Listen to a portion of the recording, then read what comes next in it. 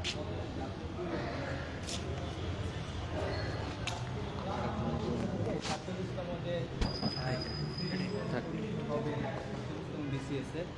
সেইখানে আমাদের কিছু দাবি দাওয়া আমরা উপস্থাপন করেছি। বিসিএস পরীক্ষাটি মূলত একটা লেন্দি প্রসেস, অনেক প্রায় 4 বছর লেগে যায়, 4 বছর লেগে যায় জয়েন করতে একজনের, প্রিলি থেকে শুরু করে একবারে জয়েন করা পর্যন্ত।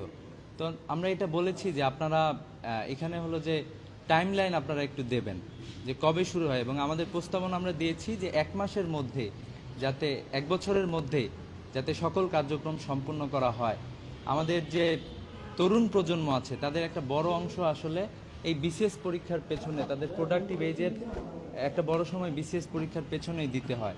তো এই জায়গাতে যদি আমরা একটু সহজ করতে পারি তাহলে আমাদের জাতির জন্য, তরুণদের জন্য অনেক বেশি উপকার হবে। এরপর আমরা যেটা বলেছি যে বিসিএস এর প্রিলিমিনারি যে পরীক্ষা হয় সেখানে মূলত নাম্বার প্রকাশ করা হয় না। এরপরে লিখিত যে পরীক্ষা হয় সেখানেও নাম্বার প্রকাশ করা হয় না, এবং ভাইভা যেটা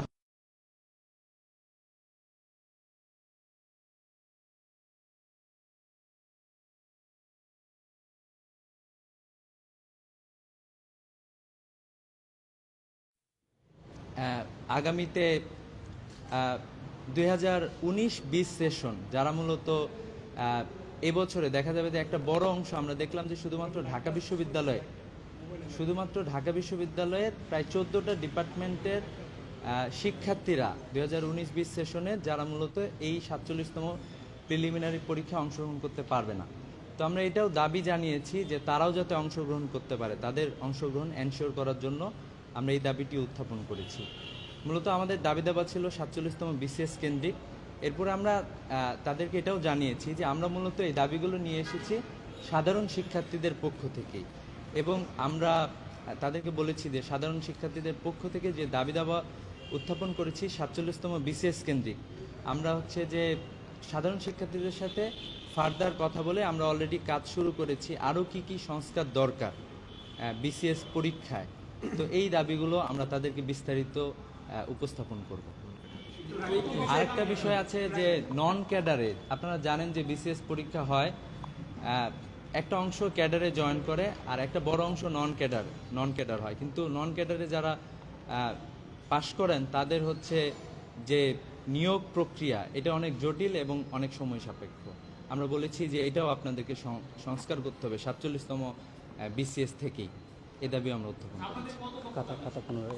জি।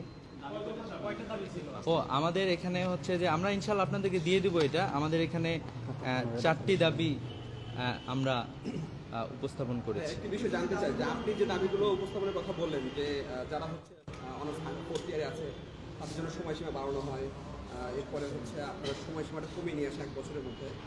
তো প্রত্যেকটা বিষয়ই আমরা দেখেছি যে গতকালকে আমরা পিএসসি এসেছিলাম, চেয়ারম্যানের সাথে কথা বলেছি, এবং প্রত্যেকটা বিষয়ে তারা হচ্ছে কাজ করছে। আমাদের কিন্তু তারা বলেছে কনক্রিটের বিভিন্ন সংশোধন, যারা হচ্ছে ফাইনাল পরীক্ষা দেওয়ার জন্য আবেদনের সময় কিছুটা বাড়ানোর বিষয়েও চিন্তা ভাবনা করছে।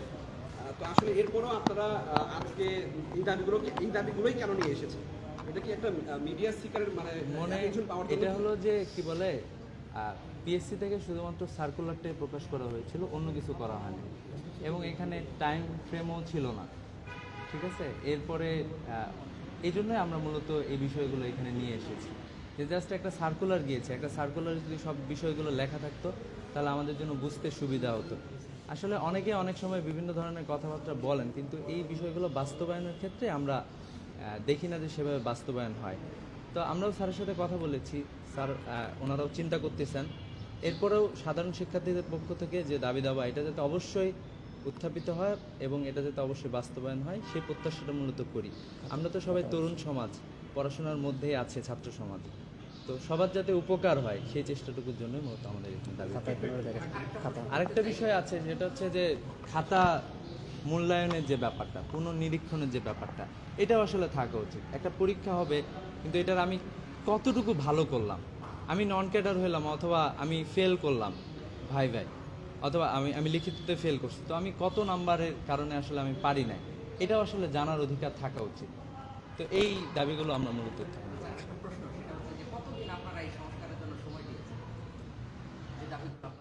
আমরা দিয়েছি যে এটা যাতে দ্রুতই আমরা যে দাবিগুলো উত্থাপন করেছি তারা যাতে এগুলো কনসিডারেশনে নিয়ে তারা যাতে যত দ্রুত সময় পারা যায় এর মধ্যেই যাতে এগুলো বাস্তবায়ন ঘটে। জি প্রিয় সাংবাদিক বন্ধুগণ, আপনাদেরকে অসংখ্য ধন্যবাদ, আপনারা আমাদেরকে সময় দিয়েছেন। আর পরবর্তীতে দেখা হবে ইনশাআল্লাহ। আসসালামু আলাইকুম।